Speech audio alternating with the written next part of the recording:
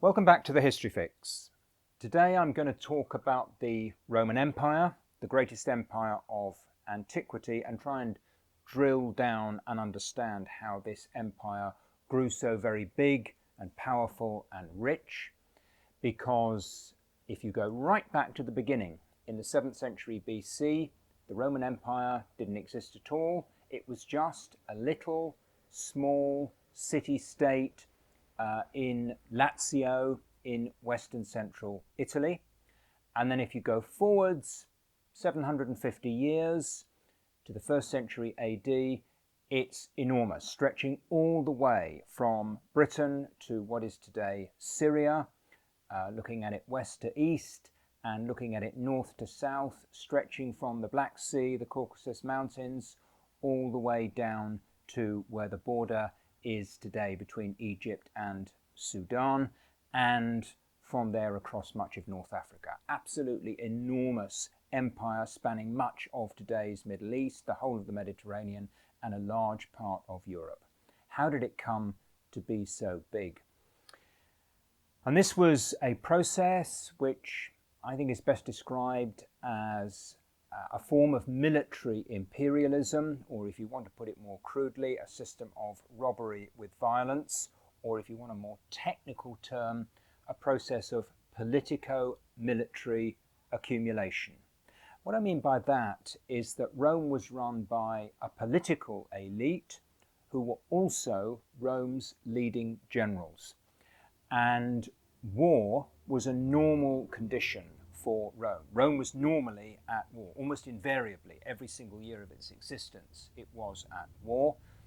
And the generals, who were also the top politicians, would expect to lead the Roman army out on campaign every single year. And the aim would be booty, slaves, and conquest, because war was an extremely profitable business, so long as you were the victor, so long as you were successful. What the Romans would do is they would provoke new wars of conquest. They would send out the army. The aim would be, at the very least, for the army to come back to Rome laden down with booty and with war captives who could be sold as slaves.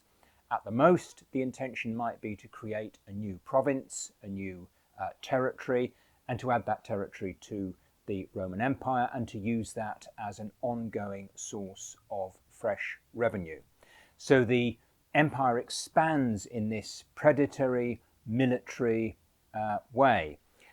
The problem with that, of course, is that as the amount of territory you control increases, you need a bigger and a bigger army to keep it under control, which means you've got to expand your manpower base. You've got to increase the number of people who are potentially going to become your next generation of soldiers. The way the Romans did that was by gradually extending the citizenship. So people who had been conquered a few generations previously, they are encouraged to Romanize, to adopt Roman culture. And at a certain point, there will be a grant of citizenship. They will become part of the Roman state.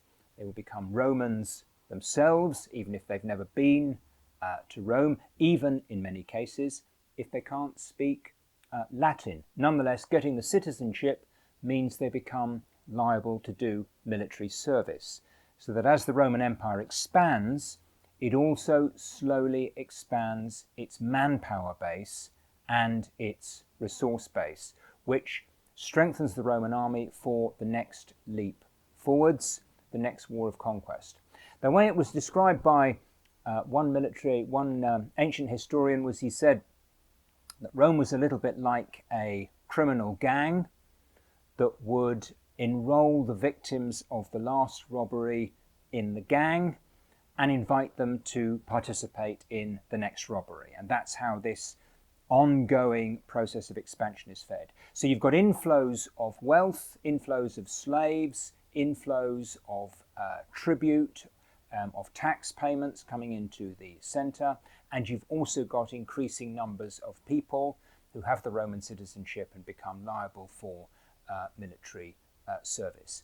In this way, the Roman Empire expands, and we reach a peak really in the 1st century AD. That's when the Roman Empire reaches its fullest extent.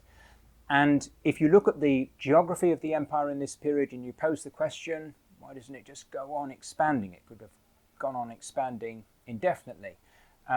You look at the shape of the Roman Empire and you can see that what happens is that the frontiers come to rest on a wilderness of mountains, of uncleared forest, of desert, of ocean.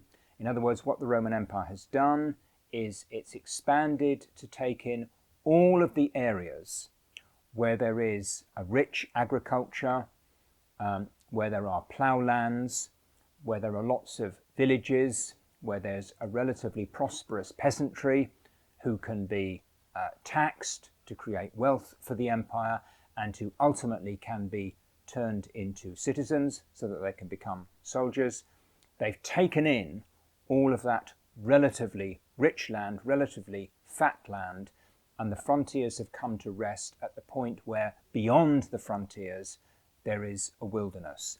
And when we hear about military campaigns, the ancient historians tell us about these military campaigns where the Roman army goes over these frontiers into the wilderness and tries campaigning in the mountains, in the forests, in the desert.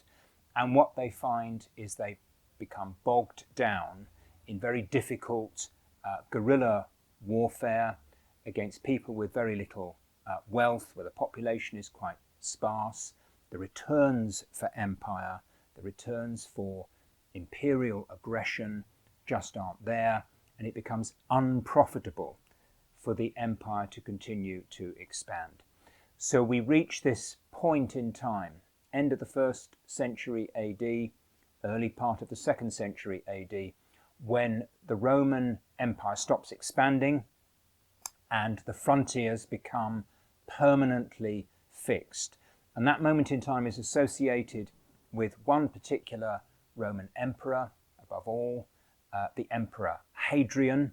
And it's the Emperor Hadrian who makes the decision that now is the time to retrench, now is the time to stop expanding, to build secure frontiers, and then to focus on the development of Roman civilization behind those frontiers.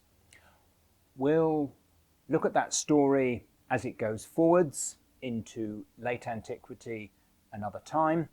But before we do that, next time on the History Fix, I'm going to talk about winners and losers, haves and have-nots, and how those who did not benefit from Roman imperialism, those who were the victims of its exploitation and oppression and violence, sometimes fought back. We are facing the greatest crisis in the history of humanity. Capitalism is driving us towards climate catastrophe. To understand how we got here and how we get out of it, we really need to understand human history. What we're trying to do here at the History Fix is to give us the understanding of the past that we need to equip us to fight for a better future.